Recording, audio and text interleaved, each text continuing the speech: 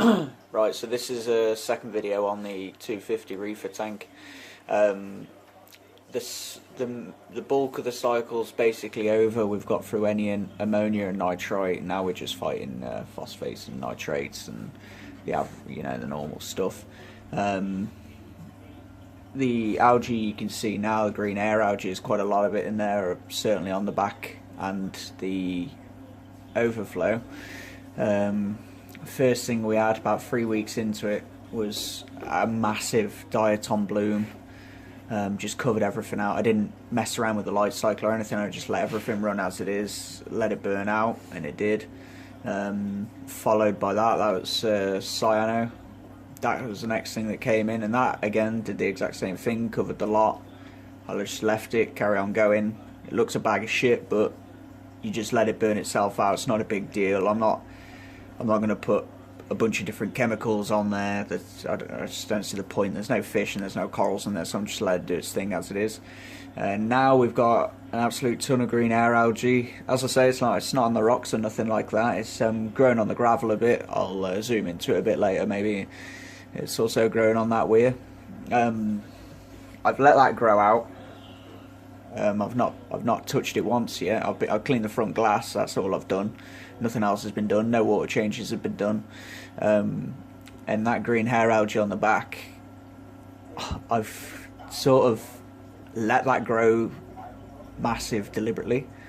The idea being is I want this to be a sort of, minimalist looking SBS dominated tank. So the idea I had was if I let that algae grow, I can get rid of it easily. It's not as hard as people think to get rid of. A little bit of effort and it's gone. But if I let that grow really long, I can arse around as much as I want with all my pumps, and I can use that algae to see exactly what is going on with the flow, because a lot of times you can sort of guess a bit what's going on. And you can see whether you've got a lot of flow by looking at the surface, but there's a lot of parts of the tank you don't really know until you start putting corals in there. And in my opinion, that's kind of leaving it a bit late, because like you go out and buy some expensive piece or some fancy piece or whatever, something you really like, and you can't seem to get it nowhere that it's happy. I'm not saying go and let your tank get all covered in algae or nothing like that, but this is there's no, like I say, no corals, nothing in there. There's a hermit crab or two in there, and that's about it.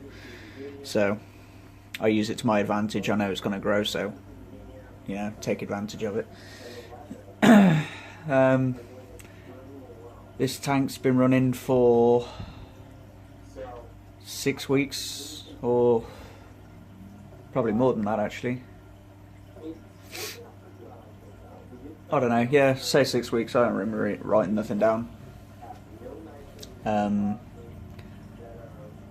Both of the gyres are on alternating flow, and the Jabo pump, which was an 8,000 litre, I checked. So that the Jabo pump's on something like 80% or something, just constant blast. I'll put that on a pulse. When there's coral in there, I'll go on a pulse. You can probably see some of them bubbles going through now that they're, pretty chaotic flow in there, which is what you want, I think. Pulsing chaotic flow. A lot of it everywhere. You don't necessarily want a jet of water going somewhere, because that's, you could still say you've got a lot of water flow and all that, but it's not good water flow. It's still shit. If anything, the jet of water is going to cause more problems. You put a coral in the way of that, and even if it is an SBS or whatever, something that likes that high flow, you've got that constantly smashing it. It's not going to like it anyway. So loads of flow, chaotic flow everywhere, not singling one area out. The gyres, I think I've got both of those at about 80% as well. Like I said, alternating about 2 minutes forwards and then 2 minutes in reverse, and then they're both, copying each other, if you know what I mean, but in the opposite way. So you'll get one on the left side, that'll do its thing for 2 minutes, while the other's in reverse on the right side, and then they'll switch over, and that's the way that goes. Lights, they're on about 8, no they're not on 8%, probably about 50% or something. But again, like I said, there's no coral in there, so I've just got it where I like the colours it comes out with. There's no benefit to having the lights on even at this stage. I don't need them on.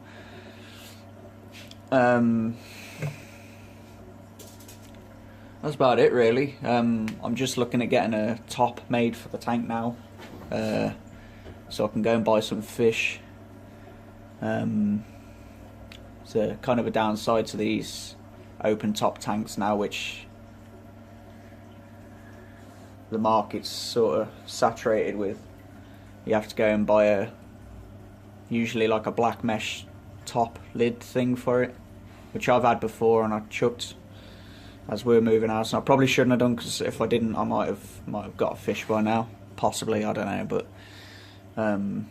you know, anyway, you have these nice open top tanks and then you get one of those lids and like immediately everything looks pretty shit, because the lids aren't professionally made, they're just made by you, and you're just slamming things together, and like you might get a couple of people do it really nice and you'll get a lot of people that don't really care. But you know, the point of these tanks was to look like very minimalist and, you know, nice and everything. Then you get these manky fucking mesh tops with a big black frame around it to put there, and yeah, I don't know. I'd like to get an acrylic top or something like that and figure out something with that maybe. You've got to get one really to get, you know, I suppose you don't have to, you can take the risk, but I don't particularly want to kill anything if I can help it. I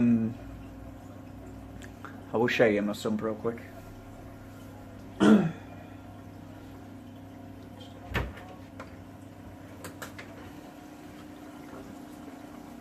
So, literally, this is all I use. I say literally. It's good stuff, I suppose. I ain't that keen on the skimmer really, but it's doing a good job, to be honest with you. I think it just needed a really belt and clean. But still, I mean, you can get better skimmers there. Bubble Magus are kind of, I always thought they were kind of an introductory skimmer, if you want. You know, you see a lot of them getting sold again. They're good, you know, and they do fine, but you get a lot of people that will sell them and then they'll go and get something that, you know, they might spend a bit more money on, a bit more long term, blah blah blah. And you could also see there, that's the LR1, that's Algae Light Reactor 1. I got that, it's about 2 weeks ago or something like that, and I've let it run 100% constant on. You know, the lights are on constantly. Once I've got coral in there, it'll go to, or just before I put coral in there, I'll put it on a you know, reverse light cycle. So whenever the display tank's being lit up, that thing will be off. As soon as that goes dark, Algae Reactor will come on, and that way you can really help stabilise your pH and stuff like that, and every little bit helps for the alkalinity and all that lot as well. So there's also 2 of the largest size block of Marine Pure. Other than that, there's a bit of filter floss and a heater. You know, there's nothing else. Tea. There's nothing else going on in there,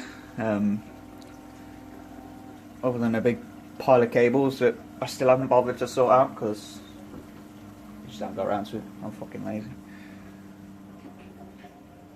So I've got 6 or so coral waiting to come in. I have been testing my alk, and it's, the last time I tested it the other day, that was 1440. Sorry, 14.4. That's pretty high for coral, to be honest.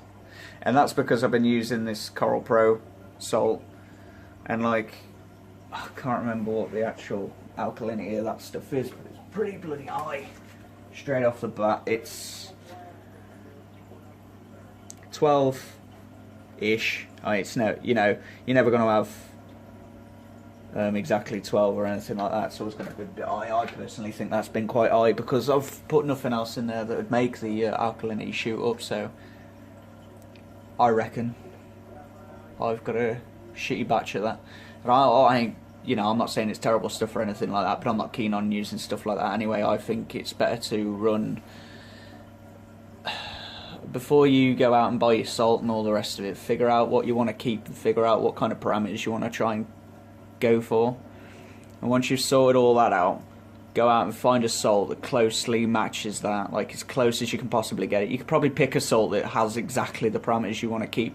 You want to keep 8 DKH or whatever like that, and 450, or you know, say 420 calcium and 1350 or whatever magnesium, blah blah blah. You'll be able to find a salt that absolutely matches that bang on. I'm not saying RedSea are bad or anything. I've got enough of their products. I just ain't keen on that. I thought when I first got back into coral keeping, I thought that stuff was the bollocks, because the idea is that it accelerates the growth of your coral and stuff, but not for me. It didn't. I'd rather have consistent levels. You know, that stuff I found that it just bounces around like shit, and it's, yeah, unless you're doing a water change every other, you know, every week, minimum every week, say 20%, it's kind of hard to keep, especially alkalinity. It's just kind of hard to keep it at that level, especially at the heightened levels. So I'm using it for now just because I had to. It's a fast move. I attempted to save all my fish, although I didn't. Tube worm did grow back though, which surprised me. I didn't think that was going to grow back, but it did do. Fish selection for this tank, I'm not absolutely sure, because I keep bouncing around on the idea of what I want to keep, and obviously if you've been keeping fish for any length of time, then you probably already know that, like, as soon as you pick out that you want this fish, whatever it might be, there's some other fish that now you can't have. Big Oscar, a nice big Oscar or something like that. There'll be a flower horn. Now you can't have that because flower horns kick the shit out of everything, you know. Stuff like that, for instance. You know, this thing, you want a mandarin. You also want a triggerfish, a clown trigger. It's not happening, especially in this size tank, but, you know, it's not. You can't do it. It's too much of a risk, and what's the point in taking that kind of risk? You know, it's fair enough saying, oh yeah, but it might not, but yeah, but it also might, so yeah. Knowing what tank will be in place of this one, I'm tempted to get fish that I know grow big, because they're nice when they're small, knowing that it will be moved into a 8x4x4 reef, or the predator tank that I'd build in the extension. So I do feel like I can get, you know, a bit of a range of different stuff. You know, I'm bouncing back and forth from the idea of having a predatory reef, so I'll have a couple little maybe a fuzzy dwarf line in there. I don't know yet. Maybe a box fish. I don't really know. I wouldn't like to say anything definite on here, just because I know what I'm like. In a week's time I might change my mind.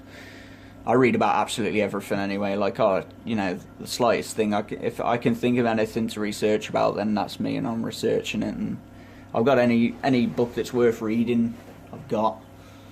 You know, it's always best to do stuff like that, but obviously that creates this problem where you're like, kind of, oh no, I won't get that actually, because that's going to cause a problem for this, and, you know, so it's a bit of a, going for all that's a bit of an hassle. What else? I will probably at some point, again, once there's SBS in here, I think I'll probably put a couple of T5s over the tank as well as the LEDs. That's away a bit yet. I've got about, I think I was saying I've got 5 or 6 corals that I've already paid for that are waiting.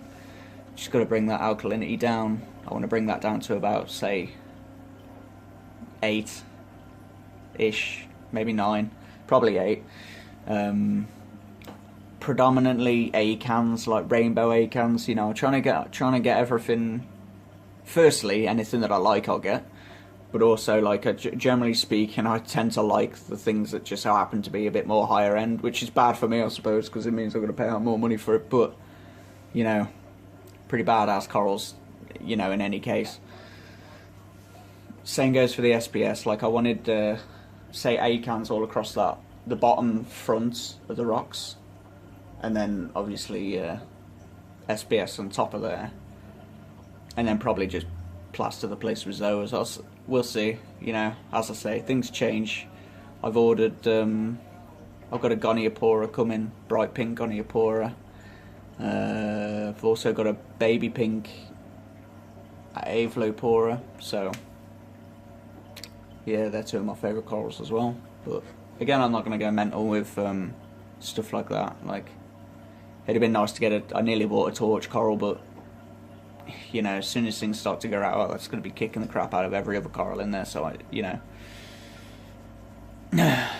one day I'll have a tank just torch corals. That'd be nice. I think that'd look pretty cool. But that's about it, really. I've got myself prepared for the Triton method. I've got all my doses and all that lot ready.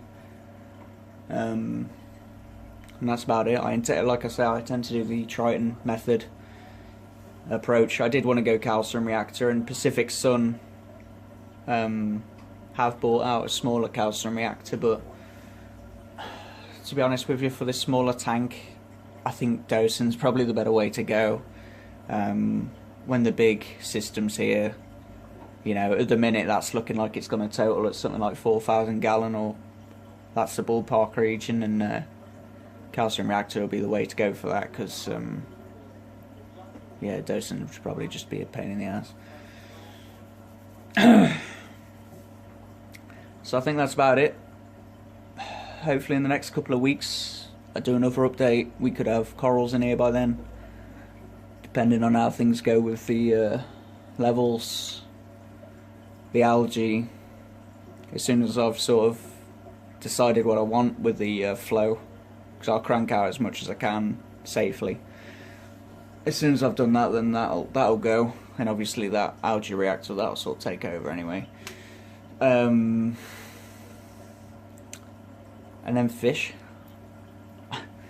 I'm really not sure what I want to do with them, but yeah, we'll see. See what happens. Right, that's your lot. Bye.